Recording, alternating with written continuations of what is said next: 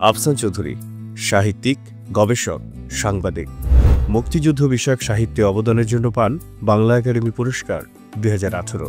ঢাকার একটা শ্রেণী কিভাবে বড়লোকীকরণ হলো তাদের। রক্তের মেহেন্দি দাগ উপন্যাসটা আমার জন্য মুক্তিযুদ্ধ থেকে মুক্তি দিয়ে, বাংলাদেশ নয় যে কোনো জায়গায় রাজনীতিবিদরা সত্যি কথা বলে না।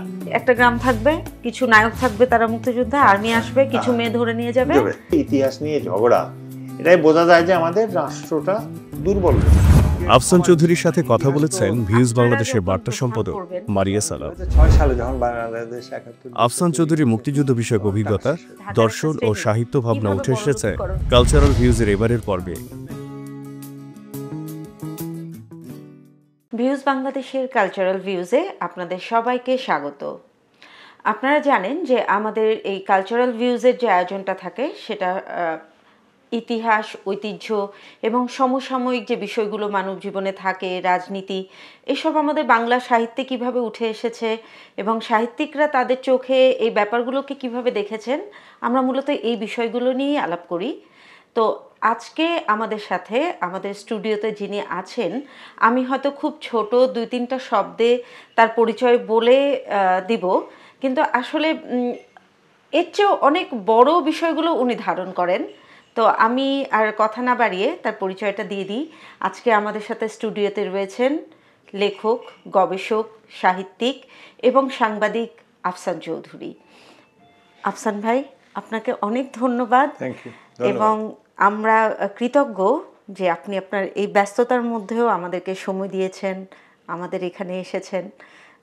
সত্যি অনেক ধন্যবাদ। থ্যাংক ইউ, ধন্যবাদ।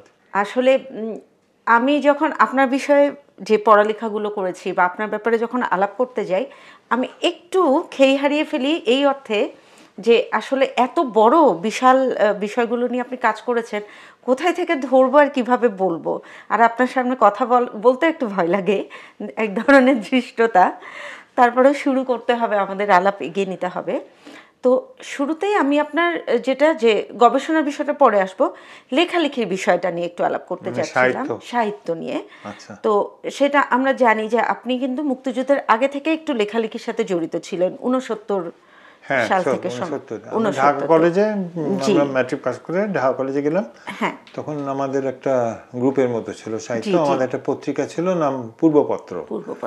তো সেই পত্রিকাকে কেন্দ্র করে আমাদের কয়েকজন ওখানে ছিল, যেমন ওটার প্রধান ছিল হাসান ফেরদৌস, ও সাংবাদিক, সাহিত্যিক, ও আমেরিকায় থাকে। তারপরে খান মোহাম্মদ ফারাবি, খুবই অসম্ভব রকম প্রতিভাবান, মারা গেছে ক্যান্সারে বাচ্চা বয়সে, ইউনিভার্সিটিতে উঠে। তো ও ছিল। মঞ্জুরুল হক জাপানে আছে, ও ছিল। আমি ছিলাম। ওয়াসি আহমেদ সাহিত্যিক। শহীদুল ছিল। শহীদুল অত লিখতো না তখন, শহীদুল খুব চুপচাপ মানুষ। শহীদুলও ছিল, আরও অনেকেই ছিল। তো মোটামুটি ঢাকা কলেজে যা আর কি, সেখান থেকেই লেখালেখিটা শুরু। আগে হয়তো লিখতো, কিন্তু একসাথে সংগঠিত হয়ে।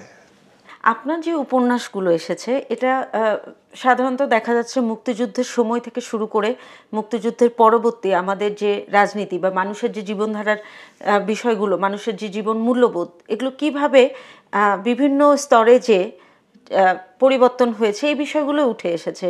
এবং এখানে এক ধরনের আত্মীয় উঠে এসেছে, যে মানুষের যে আশাভঙ্গ বা আশায় বুক ব্যথা, মানে সব বিষয়গুলো, সামগ্রিক বিষয়গুলোই আছে।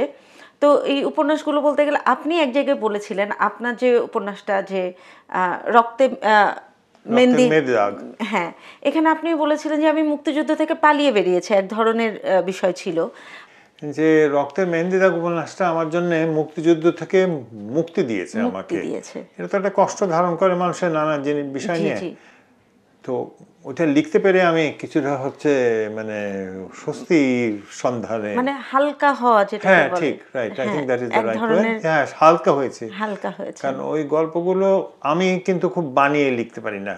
আমি এটা খেয়াল করেছি যে ওগুলো তো ঘটেছে, ওগুলো তো আমার জীবনে ঘটেছে বা আমার পরিচিত জনদের ঘটেছে। তো ওটা থেকে লিখে আর কি সেটাই এগিয়ে গেছে। এরপরে যে উপন্যাসটা যে বেঁচে থাকা শব্দ, হ্যাঁ, বেঁচে থাকা শব্দ, এখানে মূলত উঠে এসেছে যে মুক্তিযুদ্ধ চলাকালীন সময়ে রাজনীতির প্রেক্ষাপটটা কেমন ছিল।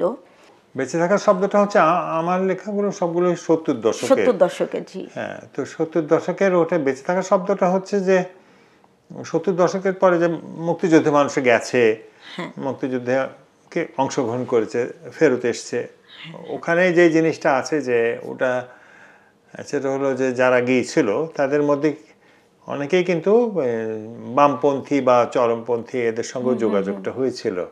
তো সেই কারণে সেই প্রভাবটাও ওই উপন্যাসটা আছে।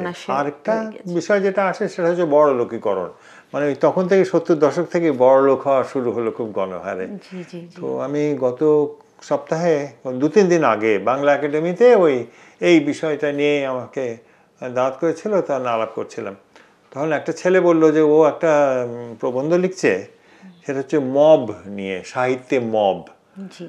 তো তখন আমাকে বললো যে আপনার উপন্যাস বিশ্বাসঘাতকগণ বলে আমার একটা উপন্যাস আছে, সেই উপন্যাসটা বলে যে ওখানে মব আছে। আমি বললাম যে বেঁচে থাকার শব্দ তো মব আছে, গল্পটা শুরুই হচ্ছে একটা মব দিয়ে। এবং ওটাতে আমি নিজে দেখেছিলাম যে ওই মেরেছে দুটা লোককে, ওরা ওই তখন হাইজ্যাকিং বলে একটা জিনিস হতো খুব, ওই গাড়ির স্পেয়ার পার্টস, কারণ ছিল না তো ওগুলো খুব ডবল দামে বিক্রি হতো, তো করতে গেলে তো ক্রাউড ধরে ফেলেছে, তাদেরকে ধরে ফেলে পেটাচ্ছে। তো আমি এটা মতিঝিলে, তো আমার কাছে যেটা খুব লাগছিল, আমি দাঁড়িয়ে গেছিলাম, দেখছি যে লোকজন রিক্সা করে দুইটা মানুষ যাচ্ছিল, তো তারা দেখেছে যে কাউকে পিটিয়ে মারছে, তবে থামেন।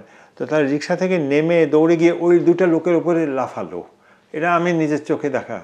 তো দাফে আবার রিক্সা করে উঠে চলে গেল, ওরা কিন্তু কেউ এর সঙ্গে জড়িতও না, কিছুই জানে না। হ্যাঁ, তো এই ভয়াবহ জিনিসটা কিন্তু হয়েছে, আর জীবনগুলো মানুষের ওলট পালট হয়ে গেছে। কিছু মানুষ বড়লোক হয়েছে, কিন্তু মানুষগুলো খুব বিপদগ্রস্ত হয়েছে, অসুবিধায় পড়েছে। আমি এই বিষয়টা একটু জানতে চাইবো যে এই যে বড়লোকীকরণ যেটাকে বলছিলেন, এই বিষয়টা অনেকেই হয়তো আমরা এই প্রজন্মের যারা কিভাবে এটা উত্থান হয়েছে এটা জানি না, তো সেই জায়গাটা একটু যদি আপনি আমাদেরকে একটু বলতেন যে এটা কিভাবে হয়েছে, আসলে ঢাকার একটা শ্রেণী কিভাবে বড়লোকীকরণ হলো তাদের। ঢাকার একটা শ্রেণী না, সে গোটা বাংলাদেশে দুই জিনিস। একটা হলো কি, যেটা আমাদের আলাপ আলোচনাতে কম আসে, আমি গবেষক বলে এইগুলো হয়, সেটা হচ্ছে যে আমরা যখন গবেষণা করতে যাই, এবং ইদানিংকালের গবেষণা তারও বেশি করে আসছে, সেটা হচ্ছে ফর্মাল, আমরা যেটাকে বলি প্রাতিষ্ঠানিক পরিসর, আর ইনফর্মাল সেটা হচ্ছে অপ্রাতিষ্ঠানিক পরিসর। অপ্রাতিষ্ঠানিক পরিসর রাষ্ট্র সরকারের আইনের মধ্যে দিয়ে চলে না, তো এইটা আমাদের অর্থনীতির বেশিরভাগ কিন্তু সেরকমই। প্রাতিষ্ঠান রাজনীতির কথা আমি বাদ দিলাম। তো ওই ক্ষেত্রে যে গ্রাম যেটা হয়েছে, মানুষের স্বাধীনতার পরে 72-এর দিকে, 72, 73, 74, 75 এরকম সময়তে 4-5 বছর তো লেগেইছে যে কোনো জিনিসই পাওয়া যেত না, শর্টেজ খুব বড় একটা ভূমিকা পালন করেছে। তো ওই সময় স্মাগলিং শুরু হয়ে গেছে। আরেকটা জিনিস ঢাকা শহরে হয়েছে, এটা আমি নিজের চোখেই তো দেখা, বাড়ি দখল। তো অবাঙালিদের হাতে প্রচুর বাড়ি ছিল।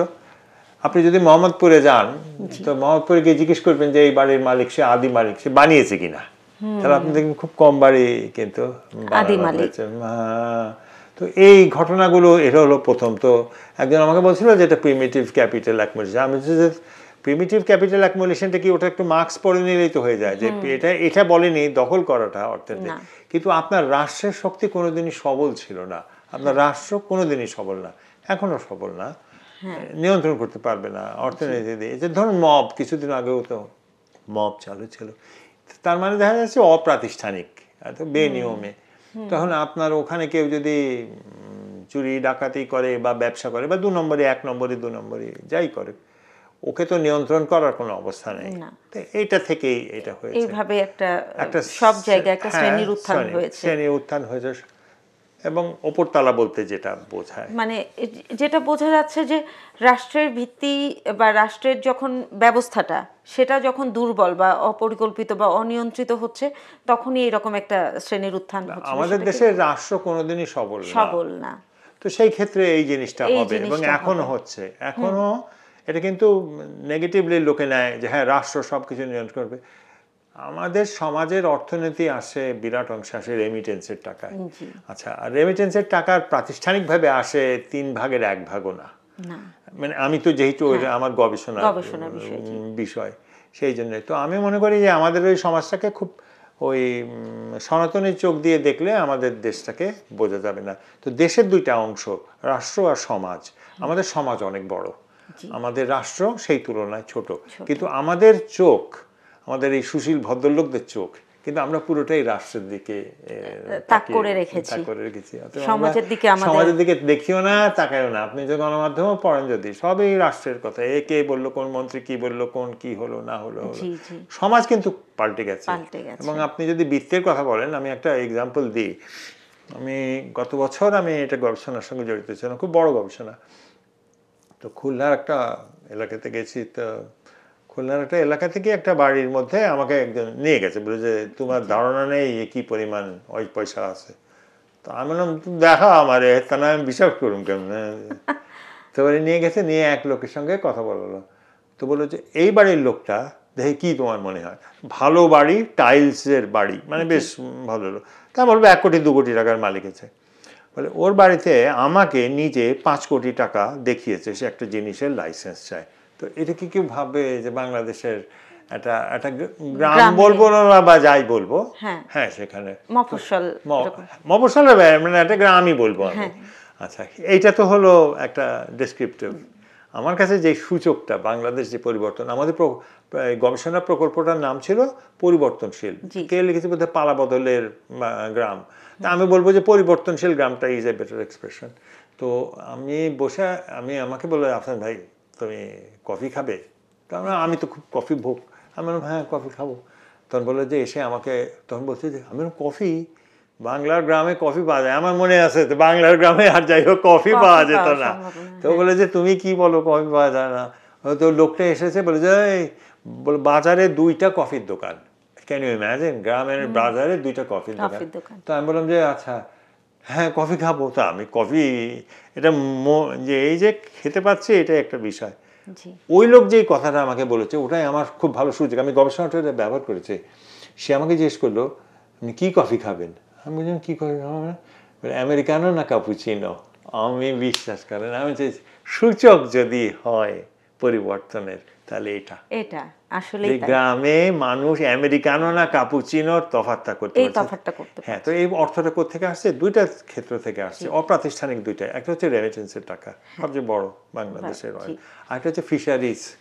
বাংলাদেশের কৃষিটা কিন্তু আগের যেটা ছিল সাবসিস্টেন্স ইকোনমি, অর্থাৎ মানুষ ধান চাল লাগাতো, ধান চালের অর্থনীতি কৃষি চলে গেছে, এখন পুরোটা হচ্ছে ক্যাপিটালিস্ট কৃষি, অর্থাৎ মানুষ যেটাই বিক্রি করতে পারছে আমাকে। তো আমি যখন ওই কে বলে খুলনার আরেকটা জায়গাতে গেলাম, যখন বাগেরহাট, তো ওখানে আমাকে বললো যে যে আপনি একটা দেখতে চান, আপনাকে আমরা দেখাবো।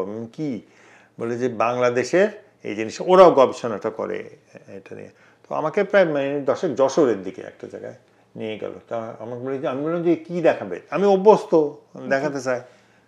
তো বললো যে একটা চাষ কীরকম পাল্টে গেছে দেখেন। তো থামলো এক জায়গায়, আমি বলি যে এবারে দেখেন গোলাপ ফুল, যতদূর তাকায় জানা যায় গোলাপ ফুল খালি। হ্যাঁ, তো এই যে পরিবর্তনটা না, এইটা কিন্তু আমাদের বিষয়ে এত আসে না। আমরা যখন যে কথাই বলি, আমরা ওই রাষ্ট্রের অর্থনীতিতে কি হয়েছে না হয়েছে সেটার কথা বলি। আমাদের কিন্তু সামাজিক অর্থনীতি অনেক সবল হয়ে গেছে এবং সেইটাই কিন্তু বাংলাদেশকে চালিয়ে নিয়ে যাচ্ছে।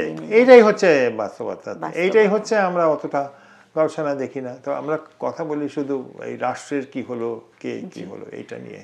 তো আমরা যখন রাষ্ট্র নিয়ে কথা বলছি, বা একটা শ্রেণী যেমন তাদের জীবনমান পাল্টে যাচ্ছে, আবার আরেকদিকে কিন্তু আরেকটা শ্রেণী দারিদ্র সীমা নিচে চলে যাচ্ছে, এরকম মানে ভাঙ্গাগড়ার মধ্যেই চলছে আমাদের দেশে। দারিদ্র মানে বৈষম্য আছে অর্থনৈতিক, কিন্তু আমাদের দেশে ওই যে হার্ডকোর পুয়ার, যেটা হার্ডকোর পুয়ারটা চলে গেছে আছে, পৃথিবীর সকল দেশে আছে, আমাদের দেশে আছে, কিন্তু এরা কিন্তু চলে গেছে।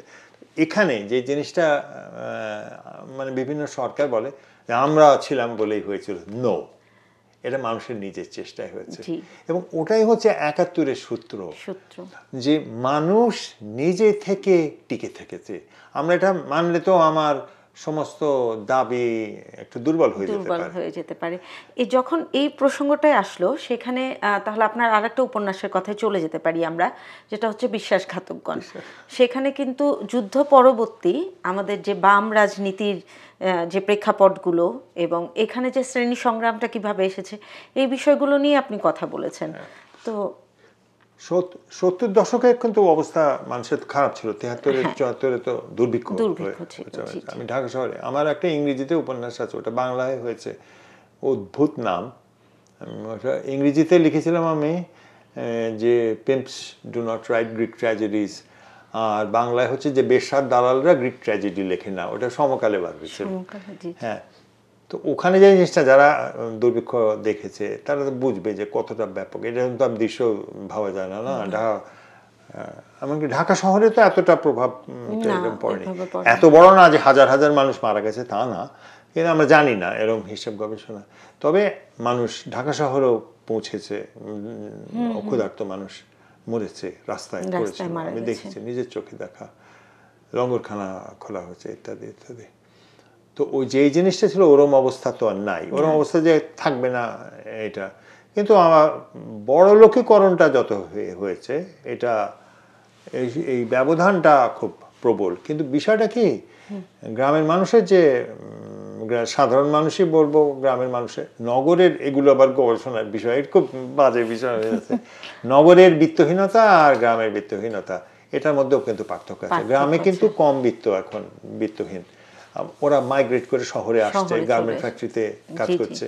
যেমন একটা জিনিস ছিল যে লোকে বলেছে যে গার্মেন্ট ফ্যাক্টরিতে হয়তো মেয়েদেরকে কাজ করতে দেয় না, তো কিন্তু একটা গ্রাম পাওয়া যায়নি, আমরা তো কয়েক শত গ্রামের উপরে গবেষণাটা হয়েছে, একটা গ্রামও পাওয়া যায়নি যেখানে লোক বলেছে যে না, আমি মেয়েকে কাজ করতে দেব না। যতই লোকে বলুক যে মেয়ের এই হচ্ছে, শহরে কিভাবে হয়েছে না, আমি আমার ব্যক্তিগত অভিজ্ঞতা থেকে দেখেছি যে গার্মেন্টসে কাজ করা নিয়ে গ্রামের যারা প্রান্তিক মানুষ রয়েছেন তাদের মধ্যে যত না বেশি এই যে এক ধরনের রেজিস্ট্যান্স, শহরের মধ্যবিত্ত পরিবারের যারা, তাদের মধ্যেই বেশি এটা নিয়ে রেজিস্ট্যান্স, অনেক বেশি, কারণ ও তো আর ওই অর্থনীতির না। তো ওই সময় একটা কাজ, আরেকটা গবেষণার কাজ হচ্ছে শাহাদুজ্জামান, শাহাদুজ্জামান, আমরা একই প্রকল্পে কাজ করেছিলাম, BRAC University of Governance and BRAC Institute of Governance and ডেভেলপমেন্টে, BIGT। তো ওইখানে যে জিনিসটা আসে সেটা হচ্ছে যে ওই গ্রামের মানুষ শহরে গিয়ে রুজি করাটা নিয়ে একেবারেই চিন্তা করছে না, ও বাইরে গিয়ে, কারণ ওর অর্থনীতির উপরে সে নিজেই নির্ভরশীল, ও শহরের উপরে নির্ভর করে না। ও সরকার একটা কোনো একটা বড় একটা প্রকল্প নেবে, তাতে তার কাজ হবে, এটার উপরে সে ওয়েট করছে না। এই পরিবর্তনটা কিন্তু তার নিজস্ব। এই অপ্রাতিষ্ঠানিক সমাজ, যেটা আমি এটাকে সমাজ যদি খুব বড় অর্থে, এটা সফল হয়ে গেছে। আমাদের রাষ্ট্র এখনো এতদিন পরও কিভাবে চলবে ঠিক করতে পারিনি, 50 বছরে। আমরা গ্রামে কোনো ঠিক করার দরকার নেই, গ্রাম ঠিক করেই নিয়ে অর্গানিকলি তারা আগাচ্ছে, এইটাই হচ্ছে তফাৎ। তো এইটা আমাদের চেহারাতে আসে। তো বিশ্বাসঘাতকগণের সময় যেটা দেখা, 70 দশক, তখন তো খুব খারাপ অবস্থা, এবং বাম রাজনীতি তখন প্রবেশ করেছে, এবং 72 থেকে 75 পর্যন্ত বাম রাজনীতির এই সময়টা। তো আমরা তো অনেকেই সেটা দেখেছি, এবং আমি যে কথাটা লিখেছিলাম একটা বিদেশি একটা পত্রিকায়, আমরা কি বই পড়ে তো আর কেউ বাম রাজনীতি এরকম যায়নি, অনেকে পড়েছে, আমি তো অনেক পড়েছি। আমার একটা ঘটনার কথা বলি যে আমার বাড়িতে রেড হয়েছিল অস্ত্র করে 73 সালে কোথায়। তো আমার টেবিলে অনেকগুলো মার্কসের বই টই আছে, সবাই পড়তো, আমি একমাত্র নয়, সবাই পড়তো। তো আমাকে আর্মি জিজ্ঞাসা করছে, ওই চেহারাটা আমার এখন তো আর বোঝা যাবে না, সাদা দাড়ির কল্যাণে, ওই বইতে যে আমার মেজর জলিলের চেহারার সঙ্গে খুব মিল ছিল, তার জন্য আমি ঝামেলাও পড়েছিলাম কয়েকবার। আর মার্কসের যে বইতে যেই চেহারাটা জানো, ওই চেহারাটার সঙ্গে মিল হয়। তো ও আমাকে দেখে আমাকে জিজ্ঞাসা করছে, আর্মির লোকগুলো, যে এটা আপনি লিখেছেন?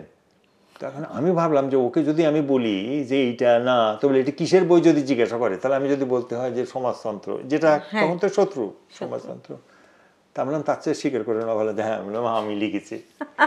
তো বাংলাদেশ সেনাবাহিনীর কিছু সদস্য আছে যাদের ধারণা যে কার্ল মার্কস দিল্লি রোডে মগবাজারে থাকে।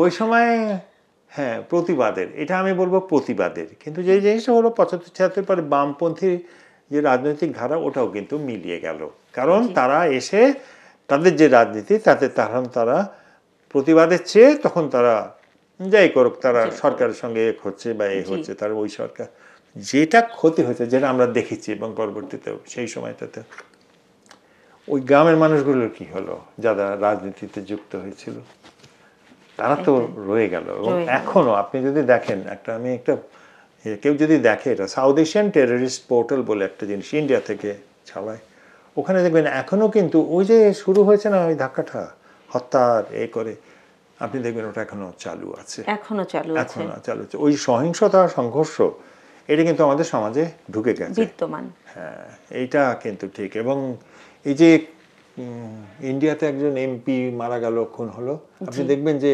ওদের ঝগড়াঝাটি, হ্যাঁ আনার ওই ঝগড়াঝাটিটাও কিন্তু ঠিক ওই বিষয় নিয়ে, এরা কিন্তু ওই অঞ্চলের চরমপন্থী রাজনীতির সাথে তো এইটার অনেক জটিল হয়ে গেছে। এখন আমি বলছি না যে এটা রাজনীতি আছে, কিন্তু ওই পরিস্থিতি। তো আমিও একটু আশ্চর্য হই যে বিশ্বাসঘাতকগণ 1993 সালে বই হিসেবে বের হয়েছে, এখনো কেন বিক্রি হয় আমি খুব আশ্চর্য হই। 93 সাল, তার মানে তো হচ্ছে প্রায় 20-30 বছর ধরে বইটা বিক্রি হচ্ছে। কম, এমন কোনো বড় সংখ্যায় বিক্রি হয় না, 75 কপি 100 কপি বিক্রি। এটা কিন্তু প্রাসঙ্গিক, এখনো প্রাসঙ্গিক। এবং বিশ্বাসঘাতকগণ শব্দটা বোধহয় খুব ইন্টারেস্ট করে লোককে। না, এটা করে।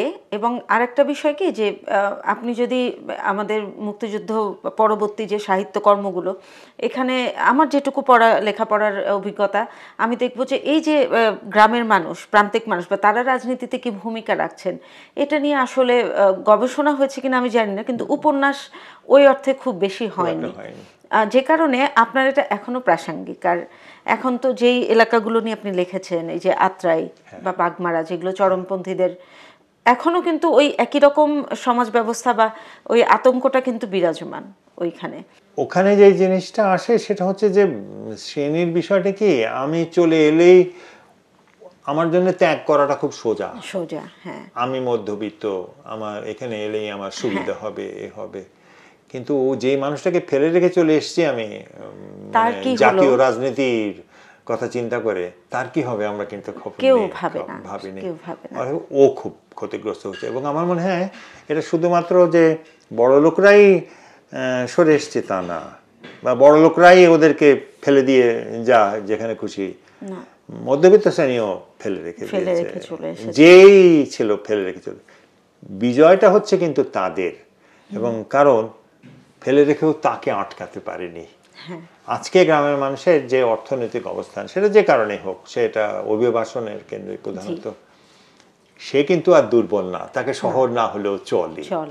শহরের বরং তাকে বাদ দিয়ে চলবে না। হ্যাঁ, সে যদি রেমিটেন্সে টাকা না পাঠায় তাহলে বাংলাদেশের বিপদ আছে।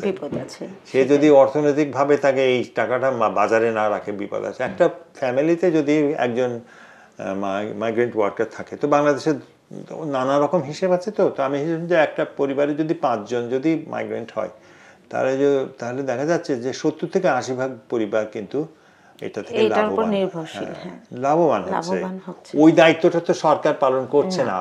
তো সরকারকে মুক্তি দিয়েছে, এত বড় সার্ভিস সেক্টর সরকার চালাতে হয় না, কারণ ভোক্তাই তো নাই। তো এই কারণে আমি মনে করি যে সমাজের যে এটাকে আমরা যদি ওইভাবে দেখি, তাহলে দেখবো বিজয়টা কিন্তু তার হয়েছে, শহরের মানুষের ততটা হয়নি। না, এটা আসলে গবেষণার বিষয়। তো যখন গবেষণার বিষয় আসলো, আমরা আপনার গবেষণায় একটু চলে যাই। প্রথম যে বিষয়টা আসলে আমাদের মাথায় আসে, আমরা জানি যে হাসান হাফিজুর রহমানের অধীনে বাংলাদেশের যে স্বাধীনতা যুদ্ধের প্রামাণিক গ্রন্থ, সেটা হচ্ছে যে বাংলাদেশের স্বাধীনতা যুদ্ধ দলিলপত্র, এটা নিয়ে আপনি গবেষণায় কাজ করেছেন, এবং একই সাথে আপনি একজন ইতিহাসের ছাত্র। তো এই বিষয়টাকে আপনি কিভাবে দেখেছেন এই গবেষণার সময়ে? আচ্ছা, আমি বলি, আমি যখন পাশ করছি বা করে চাকরির খুব দরকার ছিল, আমি পাশ করেছি কিন্তু একেবারে ভিন্ন ইতিহাসের। আমাদের যে সেকশনটা, সেটা হচ্ছে প্রাচীন ভারতের ইতিহাস ও প্রত্নতত্ত্ব। এটা হচ্ছে আমার MA এর বিষয়। কিন্তু আমার একটা চাকরির খুব দরকার ছিল। তো আমার বন্ধু মোর্শেদ, ও বোধহয় সঙ্গে যুক্ত ছিল, তো ও বললো যে এরকম জায়গা আছে, তো তুমি বলো না কেন। তো তখন আমি হাসান হাফিজুর রহমান, ওনাকে আমি চিনতাম না, তো আমি নাম একটু চিনতাম, আমি খুব সাহিত্য ভক্ত মানুষ। তো তখন আমাকে মাহফুজুল্লাহ ভাই, প্রয়াত মাহফুজুল্লাহ ভাই, উনি ওনার তো সঙ্গে ঘনিষ্ঠ, আমাকে উনি নিয়ে গেলেন এবং রীতিমতো তদবির যে একে চাকরি দিতেই হবে। তো আমার হাসান ভাই অ্যাকচুয়ালি প্রথমে কি দেবে কি দেবে না এটা ভেবেছে, মানে এইভাবে তদবির করে তো চাকরি, এটা তো তারপরে না পরীক্ষা দিয়েছি। তো তখন কিন্তু আমি কাজ শুরু করার পরে আমি কিছুদিনের মধ্যে আমি যেটা, আমার জীবনের শ্রেষ্ঠ কাজ হচ্ছে মুক্তিযুদ্ধের সঙ্গে যুক্ত হওয়া। কারণ আমার যেগুলো শিখেছি, আমি এই স্কিল যত শিখেছি, ম্যানেজ করার স্কিল, এটা কিন্তু মুক্তিযুদ্ধে ইতিহাস প্রকল্পে শেখা, মানুষের সঙ্গে মেশা বা এ করা। এবং আমি তো প্রত্নতত্ত্বে পিএইচডি করবো ভেবেছি, আমি তখন খুব পণ্ডিতি করবো ইত্যাদি এরকম আগ্রহ ছিল। কিন্তু আমার যেই জিনিসটা হলো, আমার পরিবর্তনটা হলো অনেকটাই স্বাধীনতা ওই দলিলপত্রে, এই কারণে যে আমি গবেষণা করতে গিয়ে দুইটা জিনিস উপলব্ধি করলাম, যে ওই পণ্ডিত যারা হয় তারা তো চাকরি করার জন্যেই পণ্ডিতটা হচ্ছে, তাদের কাছে গবেষণার বিষয়টা বা জানার বিষয়টা মৌলিক বিষয় না, এটা আমার কাছে মনে হচ্ছে। তো তাতে আমি ওই প্রাতিষ্ঠানিক যে স্ট্যাবলিশমেন্ট, যেটা ইতিহাস চর্চার বলুন কি ইউনিভার্সিটি চাকরি, আমাদের তো ইউনিভার্সিটি চাকরি, গবেষকরা ইউনিভার্সিটি চাকরি, ইউনিভার্সিটি যে কোনো না কোনো ইউনিভার্সিটি চাকরি, ওটা থেকে আমার ব্যবধানটা শুরু হলো। দ্বিতীয়ত আমি তখন ওখানে পিএইচডির জন্য ঢাকা ইউনিভার্সিটিতে ভর্তি হলাম, বিদেশ যাওয়ার কোনো আগ্রহ ছিল না। তারপরে আমি এমফিল পরীক্ষায় এত ভালো করলাম, আমার স্যাররা আমাকে বললেন তুমি সরাসরি পিএইচডি করো, কিন্তু সিরিয়াসলি নেবে পিএইচডি। আমি দেখলাম যে আমি চাকরির জন্যে ডিগ্রি করতে চাই না। এই যে বাংলাদেশের স্বাধীনতা যুদ্ধ নিয়ে যে কাজ করার, ৭১ নিয়ে আমি বলি, ওইভাবে বললে বেটার হয়, কাজ করার যে আগ্রহটা, ওটা কিন্তু ওই প্রকল্পে না গেলে হতো না। আমার গোটা জীবনটা পাল্টে গেল। আমি তা না একটা ইউনিভার্সিটি টিচার হতাম, ওই জার্নালে লেখা ছাপাতাম, নীল দল টানায় সাদা দল টানায় কোনো একটা দল করতাম, এই একটা প্রফেসর হতাম, জীবনটা শেষ হতো। আমি ওটা থেকে মুক্তি পেলাম এই প্রকল্পে কাজ করে, যদিও অনিশ্চয়তা জিনিসটা সঙ্গে অভ্যস্ত হলাম আমি, কারণ ওটা তো প্রকল্প ছিল, বেতন বন্ধ হয়ে যেত, এই বন্ধ হয়ে যেত। কিন্তু এই আমার জীবনের বড় খুব পরিবর্তন। আর অন্য যে বিষয়টা হলো, আমি তখন দেখলাম যে দলিলের মাধ্যমে ইতিহাস মানুষ কোনোদিনই জানতে পারে না। ইতিহাস মাঠে, মানুষের জীবনে, এবং ওইটা যদি সন্ধান না করা হয় তা আমাদের জানে না। যেমন আমরা 15 খণ্ড দলিল করেছি, আমি পরিকল্পনাটা আমি করেছিলাম, প্রথম 6 খণ্ড বের হওয়ার কথা ছিল। আমি হাসান ভাইকে বলে আমি বললাম যে আপনি ইতিহাস লিখেন না, ইতিহাস লেখার কথা ছিল 2 খণ্ডে, আমরা মেটে করতে জানি না, সরকার কোনোদিন ইতিহাস লিখতে পারে না। তো উনি রাজি হলেন। উনি অনেক আমাকে এত স্নেহ করতেন, জীবনে কোনো মানুষকে আমি এরকম ভালোবাসিনি, যে বাবার মতো, আমি প্রকৃতই বাবার মতো, মানে বুকে কষ্ট নিয়ে, যে ওনার মৃত্যু আমার সুপারভাইজার, অফিসের প্রধান বা শিক্ষক এরকম না, আমার বাবা মারা গেছে এরকম কষ্ট পেয়েছি ওনার মৃত্যুতে আমি। তো ওই সব করতে করতে আমি দেখলাম যে 15 খণ্ডের সব দলিল, এবং এরকম দলিল তো আর সংগ্রহ করা কঠিন আর হবে না। কিন্তু যেটা দেখলাম, নারী নেই ইতিহাসে, এটা আমার জন্য একটা সবচেয়ে বড় শিক্ষা ছিল, যে 15 খণ্ডে কোনো একটা খণ্ডে নারীদের ভূমিকা, ৭১ কি করেছে নারী কেউ জানে না, কেউ বলতে পারে না, দলিলে তো নাই, কারণ ওটাই হচ্ছে অপ্রাতিষ্ঠানিক ইতিহাস। এই যে আমার ঘুরে গেল প্রাতিষ্ঠানিক ইতিহাস থেকে অপ্রাতিষ্ঠানিকতার দিকে, আমার বাকি জীবনটা ওটাতেই গেছে। আমি অন্যান্য কাজ করেছি, কিন্তু আমি অপ্রাতিষ্ঠানিক ইতিহাস নিয়ে কাজ করতে চাই। এবং এই জন্যই মনে হয় আপনার যে পরবর্তী 2টি গ্রন্থ, একটা হচ্ছে মুক্তিযুদ্ধে নারী, এবং 3টা গ্রন্থ আমার, একটা হচ্ছে গ্রামের ৭১, আর দ্বিতীয়টা হচ্ছে হিন্দু জনগোষ্ঠীর ৭১, আর তৃতীয়টা হচ্ছে নারীদের ৭১। এখানে একটা জিনিস দেখাই, এটা আমি ইচ্ছা করেই দেখাই, এই যে নামগুলো দেখবেন, এটা আমার একটা ছাত্রী বানিয়ে দিয়েছে। এটা হচ্ছে ৭১-এ নারীদের, যেদের মেয়েদের ওই বইটাতে আছে, মেয়েটা কতটা কষ্ট করতে, মেয়েটার নাম আফওয়াজা। মেয়েটা দেখুন, এইটা সে করেছে, মেয়েটা একেবারে হাত দিয়ে সেলাই করেছে, কতদিন হচ্ছে আল্লাহ জানে। এই মেয়েটা এটা করেছে কেন? তো আমি মনে করি কি, আমাদের যদি ৭১ বুঝতে হয়, আমার একটা ভিডিও আছে, নাম তাহাদের যুদ্ধ।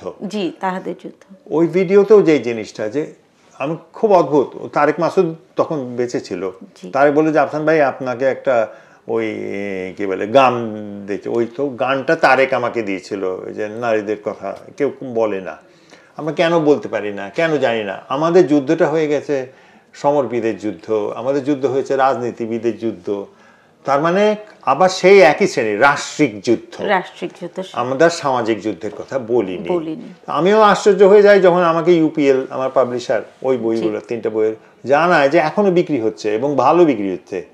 তো মানুষের আগ্রহ আছে, জানার আগ্রহ আছে, কিন্তু মানুষ তো আর ওই চর্চাটা করে না। আমরা নারীকে বানিয়ে দিয়েছি ধর্ষিতা।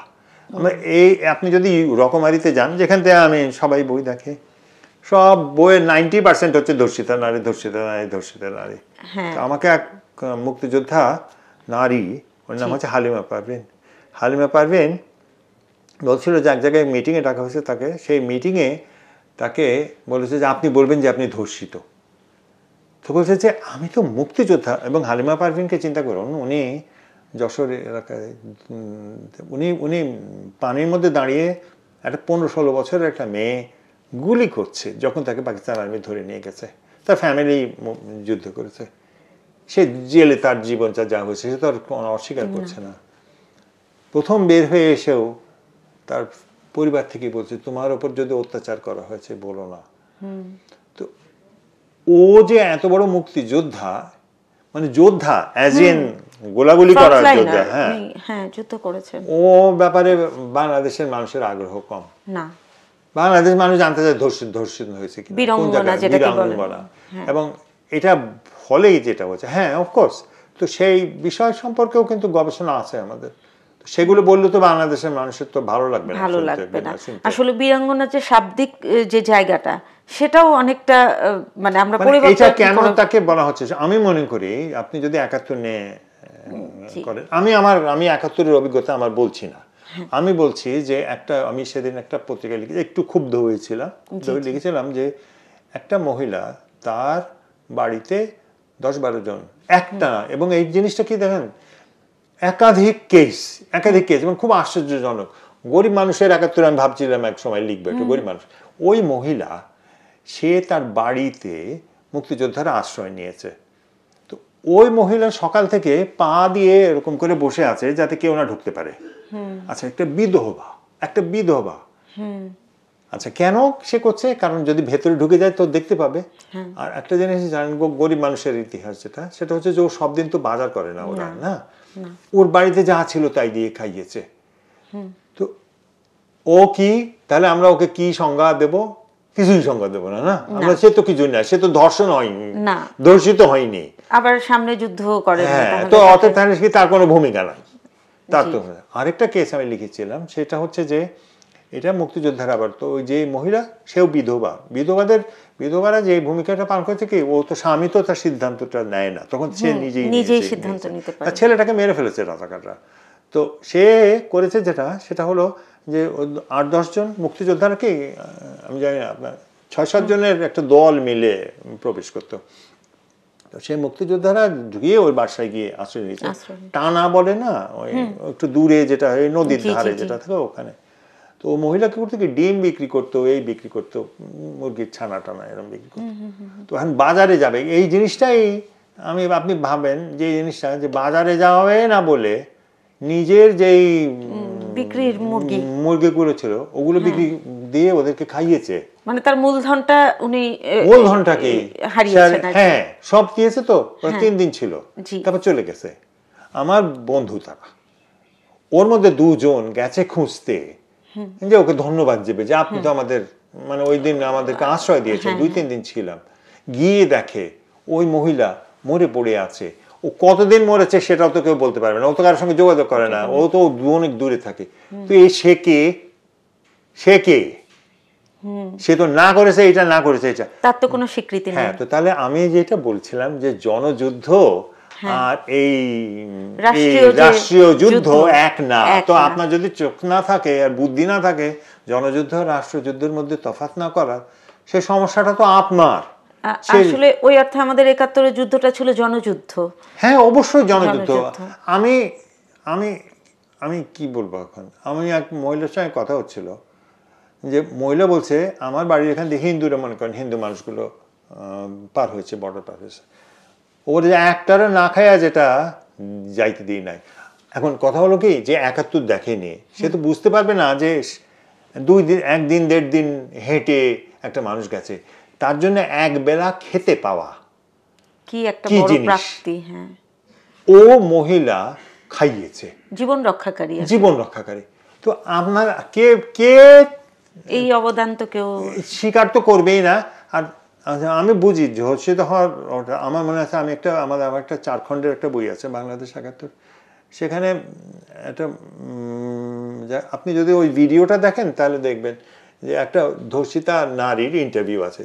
তো আমি তো পুরান পাপী, তো আমি বলি যে ধর্ষিতা নারীর ইন্টারভিউ মহিলা দিচ্ছে কেন? তখন ওরা বলছে ওকে তো জমিটা দিয়েছে ওই গ্রামের লোকরা, যাতে সবার এত আগ্রহ ধর্ষিতা নারী দেখার, তো ওখানে গিয়ে ওই লোকটা মহিলাটাকে দেখুক। তো ওটা অলমোস্ট তার একটা অ্যাক্টিভিটি। ধর্ষিতা তিনি একটা গরিব, এবং আরেকটা জিনিস যেটা বলা, ধর্ষিতা হয়েছে সবচেয়ে বেশি গরিব মানুষ। কারণ অনেক ক্ষেত্রে এমনও হয়েছে যে গ্রামে খবর দিতে ওরা যে মেয়েদেরকে দাও, তখন একটা মনে করেন একটা গ্রামে আপনি কি মাতবরের মেয়েকে দেবেন না, আপনি কাকে দেবেন? সবচেয়ে গরিব মানুষের মেয়েকে। এটাও তো ঘটেছে। তো এই জিনিসটাকে একটা ফিটিশাইজেশন অফ রেপ আমাদের ইতিহাসে খুব বড়ভাবে হয়েছে। তার ফলে আমরা কি করেছি, ওই যে বললাম যেটা হালিমা পারভীনের মতো, যে আপনি যুদ্ধ করেছেন এটা বড় না, আপনি ধর্ষিত হয়েছেন এটাই সবচেয়ে বড় হয়ে দেখা দিয়েছে। এটা আমার মনে হয়, আমার জন্য ব্যক্তিগতভাবে মনে হয় এটা খুব একটা কষ্টের জায়গা তৈরি করেছে, এবং আমাদের ইতিহাস চর্চাটা প্রভাবিত হচ্ছে ওই দিক থেকে। আমরা নিজেকে ভিকটিম হিসেবে দেখাতে চাই, আমরা যে একজন আরেকজনকে বাঁচিয়ে টেকাতে সাহায্য করেছি, ওইটা বোধহয় আমাদের কাছে বেশি গুরুত্বপূর্ণ। তো ওটা তো সামাজিক ভূমিকা, ওটা তো সামাজিক। আমি যখন রাষ্ট্র হবে, যে সে কে সরকার করেছে, কে যুদ্ধ করেছে, কে ট্রেনিং নিয়েছে, ওকে কেউ তো ট্রেনিং দেওয়ার নেই। তো আমার একটা যুদ্ধ আছে নাম গ্রামের মুক্তিযুদ্ধ। হ্যাঁ, গ্রামের মুক্তিযুদ্ধ। ওখানে ভিডিওতে বই আছে একটা গ্রামের মুক্তিযুদ্ধ, মানে গ্রামের 71 আছে, আর ভিডিও আছে একটা গ্রামের মুক্তিযুদ্ধ। তো ওখানে ওই এক ছেলে পিয়ারু, তো পিয়ারুকে আমি যখন প্রথম ইন্টারভিউ করেছিলাম তখন পিয়ারু 71 সালেও কিন্তু লেবার ছিল, কামলা ছিল। আমি যখন ইন্টারভিউ করেছি 2016-র দিকে, তখন সে কিন্তু কামলায়। হ্যাঁ, তো সেই পিয়ারু যে ইন্টারভিউটা সেই জিনিসটা বলছে যে আমি মানুষের জবাই করতাম। কাদেরকে জবাই করতো? সে রাজাকার জবাই করতো। তো আমি বলছি, এবং দেখুন সংস্কৃতি জিনিসটা কি বলছে, যে আমি যখন জবাই করতাম ওরা যদি কলমা না পড়তে পারে এদিকে খেয়াল রাখতাম, কারণ কলমা পড়লে আল্লাহর কাছে যদি মুসলমান হিসেবে যায় আল্লাহ যদি মাফ করে দেয়, ওর মানসিকতাটা দেখে। হ্যাঁ, যে আল্লাহ যাতে মাফ না করতে পারে, মানে কলমা তুমি পড়ো নাই মরার আগে। তো তখন বলছে, তাই বললাম যে কেন এটা করতেন? ও তো বলে যে মানুষ তো কলমা পড়ে জানোয়ারকে জবাই করার সময়, ও তো জানোয়ারও না, যেটা মা বোনকে দিয়ে দেয় ওর ভাবনা আর শহরের সুশীলদের ধর্ষণ বিষয়ক ভাবনা এক না। তো এই জন্য আমাদের ইতিহাস চর্চায় মানুষের আগ্রহ এত কমে গেছে, কারণ আমরা তো একটা খুব খাঁচার মধ্যে 71কে বন্দি করে ফেলেছি। তো আমি যেটা জানি যে এখন আবার আরেকটা প্রসঙ্গে চলে যেতে হচ্ছে, যে এতক্ষণ মানে আপনার গবেষক যে ইয়েটা মানে ইমেজটা, সেটার দিকে আমাদের নজর ছিল, কিন্তু পরবর্তীতে আপনি তো সাংবাদিকতায় চলে আসলেন। সাংবাদিকতায় কিভাবে আসলেন এই গল্পটা যদি আমরা শুনি, তারপরে আমি পরবর্তী প্রশ্নগুলো করতে। না, সাংবাদিকতায় এসেছি কখন? 73 সালে। জি। হ্যাঁ, তো আমি তখন ইউনিভার্সিটির ছাত্র, আমি তো 72-73। তো তখন ওই আমরা সবাই আমাদের টাকা পয়সার খুব শর্টেজ থাকতো, তো 1 টাকা 2 টাকায় চলতে হতো আর কি, এরকম। যদিও আমার বাবা তখন কাজ করছেন কিন্তু অত হাত খরচ আমাদের ছিল না। মানে 1 প্যাকেট সিগারেট কিনতাম 1.5 টাকা দাম, আর 1 কাপ চা 8 আনা। 8 আনাই তো লোকে কনসেপ্ট নাই এখন। আর আর ফেরত যাওয়ার রিক্সা ভাড়া লাগতো 2.5 টাকা। তো 2.5 টাকা দেওয়ার মতো অবস্থা হতো না। 2.5 টাকা মানে 2 টাকা 50 পয়সা। তাই মগবাজার থেকে ইউনিভার্সিটি আমি 1 টাকা হেঁটে ওই 1.5 টাকা রিক্সা ধরতাম যদি ক্লাসের থাকতো। এরকম জীবনযাপন। তখন যে কোনো কাজ করতাম, আমি অ্যাডভার্টাইজিং কোম্পানি দিয়ে আমার জীবনের কাজ শুরু করেছি ইত্যাদি। তো ওই সময় একজন আমাকে বললো যে তুমি এই রিপোর্টটা করো, তো তুমি এরকম। তো ওই সময় ইউনিভার্সিটিতে নির্বাচন হচ্ছিল, ওই জন্য একটু বেশি রিপোর্ট নিচ্ছিল। তো আমি ওইটাই প্রথম রিপোর্ট করি। মজাটা হলো ওটা একটা আংশিকভাবে ছাপা হয়েছিল, কিন্তু ওটা দিয়েই শুরু। তারপরে আমার বন্ধু আনোয়ার হক, প্রয়াত ইংরেজি সাংবাদিক, আনোয়ার একটা পত্রিকা বার করলো, এন্ডেভার নাম। তো সেই পত্রিকায় আমি যুক্ত হলাম 73। তো 73 থেকেই, আর এটা হচ্ছে কত 2025, তো 52 বছর হয়ে গেছে আমার। হ্যাঁ, তো কত জায়গায় যে কাজ করেছি আমি ভুলে গেছি, আমি বলতে পারবো না। তবে আমি রিপোর্টিংও করেছি, এবং আমার মনে হয় যে সাংবাদিকদের রিপোর্টিং না করলে যে জিনিসটা হয় যে ও ঠিক ধরতে পারে না, ডেস্কের মধ্যে বসে রিপোর্টিং পুরো সামগ্রিক বিষয় বোঝা যায় না। তো এইটার ফলে আমার, হ্যাঁ এখনো আমি লিখি, এখনো এই করি, তো এখন তো আর অত দৌড়াদৌড়ি করা যায় না।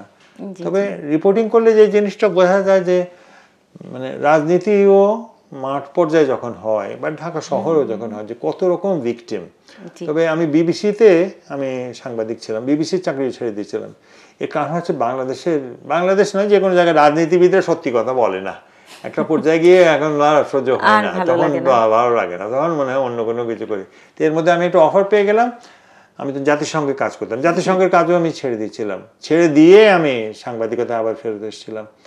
তো তখন আমাকে বললো যে আফ্রিকায় যাবে নাকি, আমি এইডস নিয়ে অনেকদিন কাজ করেছে, তখন আমি আফ্রিকায় চলে গেলাম। সে তো আর এক অভিজ্ঞতার। তো এইভাবে আমার জীবনটা অনেক এইরকম পার হয়েছে। তো বিবিসিতে যখন আপনি কাজ করেছিলেন, আমরা জানি যে এই মুক্তিযুদ্ধ বিষয়ে কি আপনার 5টা মানে সিরিজ ছিল। তো এই জায়গাগুলোতে কি ফুটিয়ে তুলেছিলেন তখন? আপনার মানে প্রধান বিষয়টা কি হয়ে দাঁড়িয়েছিল মুক্তিযুদ্ধ? না, বিবিসিতে যে সিরিজগুলো করেছিলাম ওটা হলো তো কমিশন সিরিজ। তো প্রথমটা ছিল বোধহয়, প্রথমটা নারীদের একাত্তর ছিল, দ্বিতীয়টা ছিল বিহারি জনগোষ্ঠীর। আমি বিহারিদের নিয়ে অনেক কাজ আছে আমাদের বইতেও আছে, এবং আমার উপন্যাসও আছে। বিহারিদের ভূমিকাটা নিয়ে যদি বলতেন, ওই সময় তারা যে কর্মকাণ্ডগুলো করেছে, বা আসলেই আমরা যেটা জানতে পারি, শুনতে পারি, আপনি তো নিজে চোখে হয়তো দেখেছেন বিষয়গুলো। বিহারিরা কি, আমার একটা উপন্যাস আছে, নাম রক্তের মেহেন্দি দাগ। জি, ওইটা কিন্তু একটা উর্দু একটা কবিতা। বিহারিরা ভিকটিমস অফ হিস্ট্রি। তারা তো কিন্তু পাকিস্তান, ইন্ডিয়া থেকে রিফিউজি হিসেবে যে এসছে, তারা তো ভাবছে যে পাকিস্তান। হ্যাঁ, তো এটা তো কোনোদিন পাকিস্তান ছিল না। এই ইতিহাসের জিনিসটা বোঝানো যায় না, বেশ করে নতুন যারা হয়েছে তাদের কাছে খুব জটিল মনে হয়। ওর তো কোনো দোষ নাই, ও তো পাকিস্তানি আসতে চেয়েছে, কিন্তু ওকে কেউ জায়গা দেয়নি। আর এই দেশের রাজনীতি কোনোদিনই পাকিস্তানের রাজনীতি ছিল না। অতএব ও কোথায় ওর জায়গাটা পাবে, ওর পরিসর, এটাই হচ্ছে ওর সবচেয়ে বড় সংকট। তো 71 সাল যখন হয়েছে, ও যে পাকিস্তানকে সমর্থন করেছে, এটাই তো স্বাভাবিক। কিন্তু পাকিস্তান যে রাষ্ট্রে আরেকটা রাষ্ট্র গঠনের সঙ্গে সাংঘর্ষিক পর্যায়ে চলে গেছে, পাকিস্তান তার বোঝারও ক্ষমতা নেই। অতএব সে যা করার সে করেছে। তারা পাকিস্তানের পক্ষে তখন, যে আমি পাকিস্তান আমার দেশের জন্য করছে, এরকম তাদের ভাবধারা। কিন্তু ব্যক্তি হিসেবে আমি মনে করি রক্তের মেহেন্দি দাগেও ওই জিনিসটা আছে। সেটা হলো এই যে, যেমন ধরেন যিনি খুব নাম করা, যে সাদি মোহাম্মদ, শিবলি মোহাম্মদ, আপনি যদি তাদের ঘটনাটা জানেন, তাদেরকে কিন্তু বাঁচিয়েছে বিহারিরা। আর যে বিহারি আছে তার নাম হচ্ছে ইকবাল নাম ছিল, সে আর তার 2 বন্ধু, তাদেরকে কিন্তু মুক্তিযোদ্ধারাই 71 সালের ডিসেম্বর মাসে হত্যা করেছে। তো কথা হলো, ইতিহাস যখন হয়, এবং বিশেষ করে এই সংঘর্ষের ইতিহাস, তখন ইনোসেন্ট মানুষ মারা যাবেই। আমার চোখের সামনেই তো এটা ঘটেছে, আমাদের চোখের সামনে। আমার জীবনের সবচেয়ে ভয়াবহ রাত হলো যেখানে আমাকে বন্দুক দিয়ে আমি 5টা মেয়ের পাহারা দিয়েছিলাম যারা অবাঙালি ছিল। তো আমার কথা হচ্ছে যে ইতিহাস ক্ষমার বিষয় না, ইতিহাস তো নৈর্ব্যক্তিক, ইতিহাসের তো কোনো ভালো মন্দ বিচার করে না। ইতিহাসে যেই দিকে চলে যাচ্ছে ও সেই দিকে যাবে, এবং অত্যন্ত ইনোসেন্ট মানুষ নির্যাতিত হয়, এবং সেটা আমরা দেখেছি 71-এও দেখেছি, সেটা 71-এর পরেও হচ্ছে, এবং অতএব এই জিনিসটা হয়েছে। তো বিহারিদের আমার একটা ওই রক্তের মেহেন্দি দাগ পড়ে বোধহয় আমার বন্ধু ওয়াসি একটা জায়গায় লিখেছিল যে বিহারিদের কথাই তো কেউ বলেনি, যে এই দিক থেকে লেখক এই কথাটা বলেছেন। আমার আরেকটা উপন্যাস হবে যে মিট্টিকা নাম এবারে সমকালে ছাপা হয়েছে, ওখানে আমি যে বাংলা সাহিত্যে, আমাদের বাংলাদেশের সাহিত্যে কি হিন্দু জনগোষ্ঠীর অভিজ্ঞতার কথা আছে? না, সেই অর্থে তো নেই। খুব অদ্ভুত না? খুব অদ্ভুত, হ্যাঁ। যে তারা জানে, কিন্তু 1 কোটি না হোক, 80 লাখ হোক, যাই হোক, ওই যে তাদের যে কষ্ট, ওখান থেকে গিয়ে এইটা তো অন্য কেউ, সেটা আপনি কিছুটা উঠিয়ে এনেছেন আপনার লেখনীর মাধ্যমে। কিন্তু এটা খুব অদ্ভুত না যে আমি এই জিনিস বলি যে আমি তো নিজের চোখে দেখা, আমি চোখে দেখার বাইরে বলি, আমি কল্পনা করে বলছি না। কোনো মানুষকে মুসলমান হিসেবে হত্যা করা হয়নি, পাকিস্তানিরা করেনি। কিন্তু আপনি যদি যান কি বলে পুরানো ঢাকায়, না পুরানো ঢাকায় কেন, জগন্নাথ হলে যান, ওই মানুষগুলো হলো 4th ক্লাস এমপ্লয়ি, ওরা হলো পিয়ন চাপরাশি, কি ছিল ওদেরকে কেন হত্যা করলো? এই জন্য আমি বলছি যে এই জিনিসটা ওর অভিজ্ঞতা আর আমার অভিজ্ঞতা এক হবে না আমার। অতএব আপনার মানে যে মুসলমান তার অভিজ্ঞতায় তো ইতিহাসটা একক না, এই হচ্ছে আমাদের রাষ্ট্রের আগ্রহের জায়গা না, ইতিহাসটা একটা, এইটা আমার, এই ইতিহাস আমি, অতএব ক্রেডিটটা আমার, এটাই হচ্ছে। আর এখন আবার এটাকে অস্বীকার করতে হলো, হ্যাঁ ইতিহাস সমস্তটাই হচ্ছে খারাপ, সমস্ত আমার ইতিহাসটাই ভালো। এই যে ইতিহাস নিয়ে ঝগড়া, এটাই বোঝা যায় যে আমাদের রাষ্ট্রটা দুর্বল আছে, রাষ্ট্রটা ইতিহাসের উপরে দাঁড়িয়ে নেই। গ্রামের এই সংকটটা নাই। আমি একটা কেন মেয়েদের কথাই আমি বলছি, একটা জায়গা আছে রাজশাহীর, যোগীশু পালসা নাম, ওখানে এবং বহু গণহত্যার সাথে এই বাংলাদেশের মানুষ জড়িত। তো তাদেরকে আপনি কি বলবেন? হয়েছে কি, আমরা গণহত্যা বলতে বোঝাই যেটা, সেটা হচ্ছে যে অনেক মানুষকে মেরে ফেলা। না না, এটা তো কিন্তু জাতিসংঘের যে গণহত্যার যে সংজ্ঞা, সেটা হচ্ছে যে আপনি একটা বিশেষ গোষ্ঠীকে মারছেন, জনগোষ্ঠীর উপরে বিশেষ করছেন। তো তাহলে আমাকে বলতে হবে যে বাঙালিদেরকে ধরে মেরেছে, তো আমাকে তো প্রমাণটা তো দিতে হবে। আমরা তো প্রমাণটা তো সংগ্রহ করিনি, আমি দিও নি। তো তার ফলে আমাদের এই জিনিসটা, কিন্তু ওই যোগীশু পালসাতে গিয়ে গ্রামে গিয়ে আমার গবেষকরাও গিয়েছিল, ওরা বলল যে গ্রামে গিয়ে কি একটা ঝামেলা নিয়ে আর্মি কোনো জায়গায় যেত না যদি না আর্মিকে বলা হতো, পাকিস্তান আর্মিকে না দিলে যে এখানে মুক্তিযোদ্ধাদের ক্যাম্প আছে, ওই ক্যাম্পকে আক্রমণ করার জন্য গেছে, গিয়ে দেখেছে যে কিচ্ছু নাই। তো খুব রেগে গেছে, গিয়ে বলছে যে হিন্দুরা একদিকে মুসলমানরা একদিকে। তো 42 জন হিন্দু গুলি করে মেরেছে। কেন মেরেছে? 42 জন না মারিনি, আছে মেরেছে, কোনো পুরুষ ছিল না, মেরেছে কেন? ও রাগ হয়েছে, তারপরে উঠে কবর দিয়েছে, কবর দিয়ে উঠে পাকিস্তান আর্মি পেশাব করেছে ওর উপরে, কবরের উপরে। ওরা নিজেরা হাত দিয়ে ধরবে না। ওই রাত্রেই মেয়েগুলো সব রওনা হয়েছে, এবং মেয়েগুলো রওনা হয়ে ইন্ডিয়ায় যাবে, আর তো কোথাও যাবে না। তো ওইখানে 5 মাস কি 6 মাসের অন্তঃসত্ত্বা এক মহিলা ছিলেন। তো সেই তিনি যখন বাচ্চাটা হচ্ছে তার ক্যাম্পে, তো সেই বাচ্চাটা যখন ক্যাম্পে হচ্ছে, তার তো গায়ে একটা মাত্র কাপড়, তো ওইটাই শুকিয়ে গোসল করে অনেক সময় পড়তো। তো অন্য মেয়েরা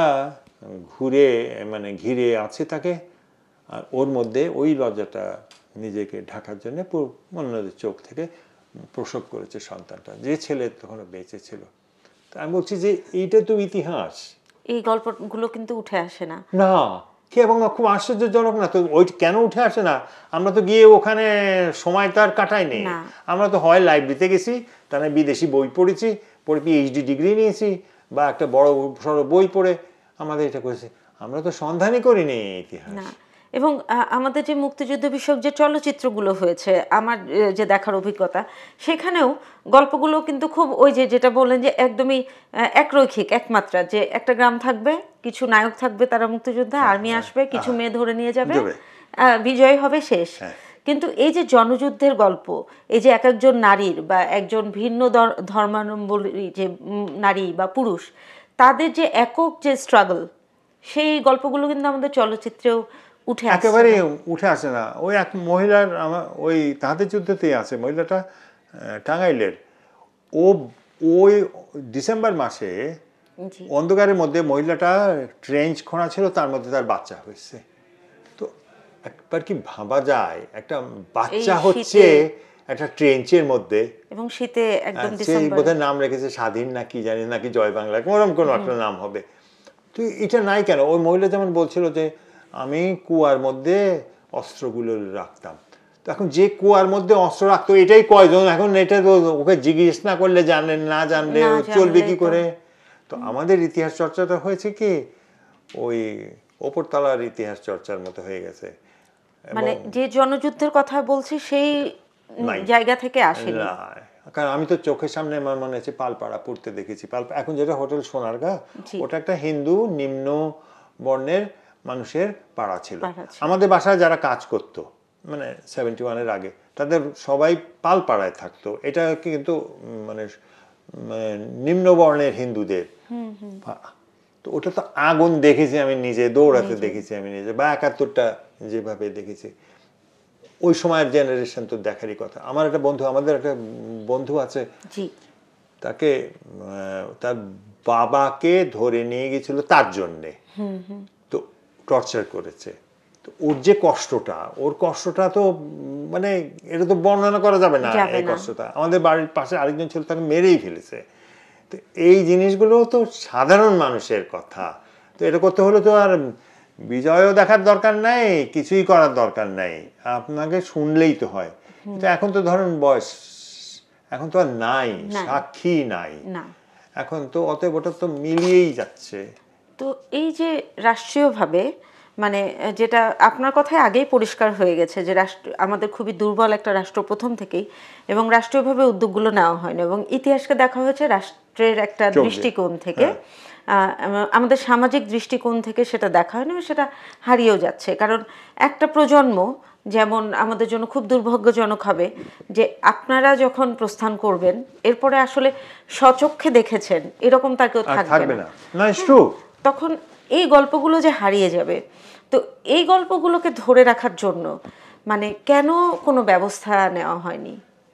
না, এটা আমার কোনো উত্তর নেই। আমি যেটা বুঝতে পেরেছি অনেক আগে থেকেই, সেটা হলো যে আমার যতটুকু নিজে পারবো আমি করব। আমি যেহেতু একটা জিনিস আমি করি, আমি কোনোদিন সরকারি সাহায্য নিই না কোনো কাজে, একেবারে নীতিগতভাবে। তো আমি নিজের মানে বন্ধু বান্ধবের কাছ থেকে চাঁদা, আমি ওই যে চাঁদাবাজ নিয়ে লোকের একটা কথা বলে না, আমি কিন্তু অনেক চাঁদাবাজি বন্ধু বান্ধবকে বলি যে পয়সা দে, ওরা যারা পারে যা দেয়, কেউ 1000 টাকাও দেয়, আবার আমার বন্ধু আছে যে 1 লাখ টাকাও দিয়েছে, এরকম বন্ধুও আছে। তো এইভাবেই করেছি আমি নিজেই। যেমন আমার মনে আছে যে এই বিশ্বাসঘাতকগণেরটার আমার বাবা মাকে উৎসর্গ, প্রথম বই তো বাবা মাকে উৎসর্গ করে। আমার বাবা মা এত খুশি হয়েছে, চিন্তা করা যায় না, আমি এতটা আশা করিনি। তাদেরকে একটা উপহার দিয়েছিলেন জয়নাল আবদিন সাহেব, একটা পেন্টিং আমার বাবাকে। তো ওটা খুশি ছিল, আমাকে দিয়ে দিছে। চিন্তা করা যায়, একটা জয়নাল আবদিনের পেন্টিং। তো আমি 2006 সালে যখন বাংলাদেশ 71 বইটা তৈরি হচ্ছে, তখন টাকা শেষ হয়ে গেছে আমার। কি করবো, লোকজন চাঁদা টুদা তুলেও শেষ হয়ে গেছে, কিছু তো দিতে হয় মানুষকে, যেতে হলে এ হতে।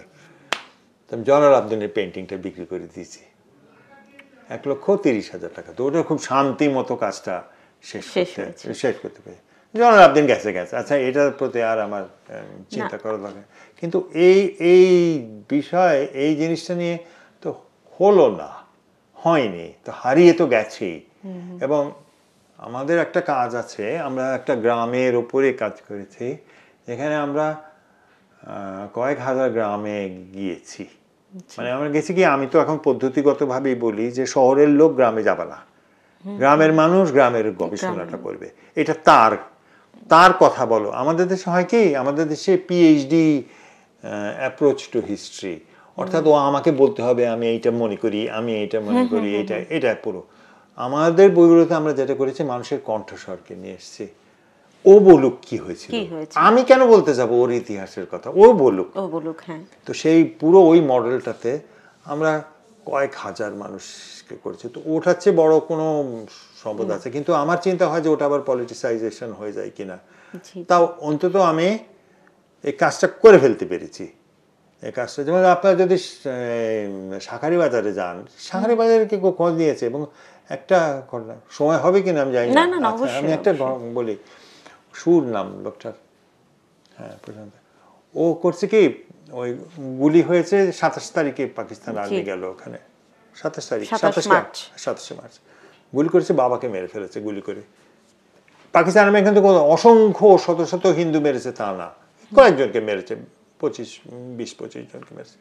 তো লোক রওনা হয়ে গেছে। মানে যুদ্ধ কতটা ভয়াবহ এবং এর বিস্তৃতি কতটা বিশাল, এটা বোঝা যায়। যে ওখানে গিয়ে ওরা যখন রওনা হয়েছে, তখন পাকিস্তান আর্মি আবার আক্রমণ করছিল, তো বোধহয় গোয়ালন্দ ওই জায়গায়। তো পাকিস্তান আর্মি হঠাৎ গানবোট এসে ওদেরকে গোলাগুলি করা শুরু করেছে। তখন ওর বোনটাকে নিয়ে, যে আমাকে কথাটা বলছে, বোনটাকে নিয়ে, আমাদের বইতে আছে বইটা, ইন্টারভিউটা, বোনটাকে নিয়ে শুয়ে পড়েছে। আচ্ছা, ভাইও একটা ছিল, মা ছিল, উনি সদ্য ওনার মানে বিধবা হওয়া মানুষ, কত মানসিকভাবে বিপর্যস্ত। যখন পাকিস্তান আর্মি চলে গেল, উঠলো টুটলো, কয়েকজন মারা টারা গেছে, ও দেখে যে ওর বোনটা নিহত হয়েছে, ভাইটা মিসিং। আচ্ছা, তারপরে ইন্ডিয়ায় চলে গেছে, আসেনি। তারপরে মার মানে মানে এত কষ্ট যে আমার ছেলেটা গেল কই। তারপরে দেশে আসছে, দেশে এসে পত্রিকায় অ্যাপিল করেছে যে এইরকম আমি গোয়ালন্দর থেকে এইরকম আমার আমি ঠিক জানি না, আমার নদীর কোনো স্টিমার লঞ্চের ঘাট, আমার ভাইটা পাওয়া যায়নি। তো আমি যখন কথা বলছি, আমি তখন বোধহয় 21 টেলিভিশনের জন্য একটা সিরিজ করছিলাম, নাকি বিবিসি, ওরকম কোনো একটা কারোর জন্য সিরিজ করছিলাম। তখন বলছে যে ওই ভাই কি বলে এরকম ভাইকে কেউ যদি যান সন্ধান পান, তখন তো বলে 7 দিন পরে খুব সাদা দাড়িওয়ালা একটা মানুষ সে আসলো, সাথে একটা ছেলে, এবং বলছে যে এই বোধহয় আপনাদের ছেলে, ওকে আমি পেয়েছিলাম, আমার নিজের মতো করে আমি ওকে মানে রেখেছি, আপনাদেরকে দিলাম। বলছে যে ওই লোকটা কাঁদছে, বলছে আমাকে যে বলছে কথাটা, সে বলছে যে জানেন ওই লোকটা শুধু কাঁদছে না, আমার ভাই আব্বা আব্বা করে ওই লোকটাকে জড়িয়ে ধরছে। আমি ওর আব্বার কাছ থেকে আমার ভাইকে নিয়ে এলাম, বুঝতে পারেন? তার মানে আপনার কোনি কই। তবে দেখেন কোনোদিন আমার পরিবারের এক হতে পারলো না, কারণ ওর বাবা তো ওখানে, ও যার সঙ্গে ওই বয়সটা পার করেছে সে ওকে দিয়ে দিয়েছে। এটা যুদ্ধ না, আসলে যুদ্ধ। তো এইটা তো কেউ, এই ইতিহাসটা তো কেউ রাখে না। আমরা গিয়ে আল্লাহ জানে কোন ইতিহাস তারা বানাতে চায়। এই তো একের পর এক। আমি একটা কথা বলি, আমি যেই কথাটা আমার জীবনের সাহিত্য চর্চা শ্রেষ্ঠ কাজ যদি হয় সেটা হচ্ছে ইংরেজি কবিতা, আমার এক বন্ধুকে নিয়ে যে যুদ্ধে আহত হয়েছিল। তো সেই কথা বলছি না, এই গল্পটা কি, যে গল্পটা হলো যে ওই কিছু শরণার্থী তারা ওই কসবার ওই নদী দিয়ে, ফেনী নদী দিয়ে পার হচ্ছিল। তো ওরা কচুরি পানার একটা ভেলার মতো বানিয়ে তারা পার হচ্ছে, তো ধরে আছে কচুরি পানা। তো এই যে মেয়েটার কথা বলছি, ও কচুরি পানার ভেলাটা ধরে আছে, আর এর মধ্যে ওই কচুরি পানার ভেলা মতো, কারণ ওখানে কি গোলাগুলি হয়েছে, পাকিস্তান আর্মি এসেছিল, নৌকা ছিল না, তো ওরা ইন্ডিয়ায় চলে যাচ্ছে। তো মহিলা বাচ্চা আছে একটা ছোট, তো মহিলা খুব কাঁদছে, ভয়ে চিৎকার করছে, না আমার সব ডুবে যাবো, এত লোক। আর ওই 13-14 বছরের মেয়েটা, ও বলছে না মাসিমা আপনি চিন্তা করেন না, আমরা সবাই ঠিক থাকবো। না না, এখন সবাই ভয় পাচ্ছে যে এই চিৎকার সেরে যদি পাকিস্তান আর্মির গানবোট চলে আসে। এর মধ্যে মেয়েটা হাতটা ছেড়ে দিল, পানির তলায় চলে গেল, যাতে ভারটা একটু কমে বাচ্চাটা।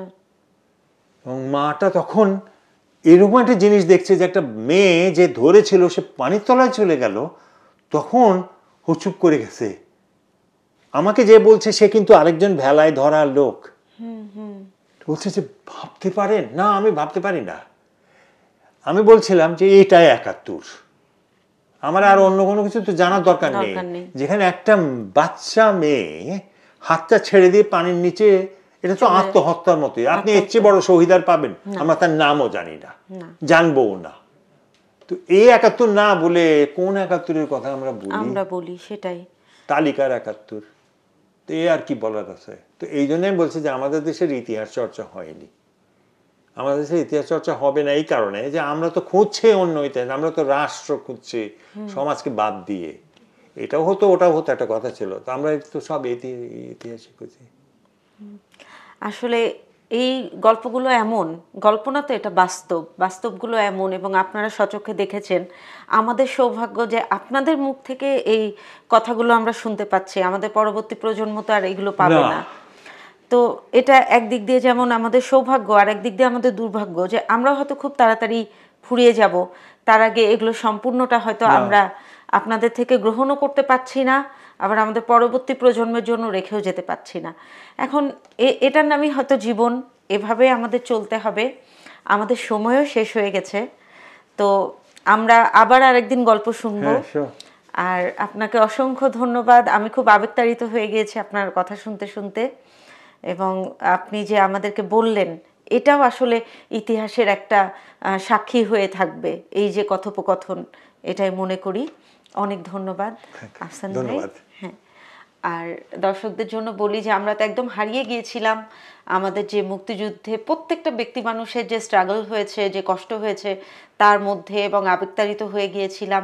এরকম লক্ষ লক্ষ গল্প আছে, আমরা হয়তো সব লিপিবদ্ধ করতে পারবো না, কিন্তু আমরা যদি অল্প কিছু করতে পারি একটা সামগ্রিক চিত্র উঠে আসবে, এটাই আমার প্রত্যাশা। এবং আপনাদেরকেও ধন্যবাদ, অনেকক্ষণ আমাদের সাথে ছিলেন। ধন্যবাদ।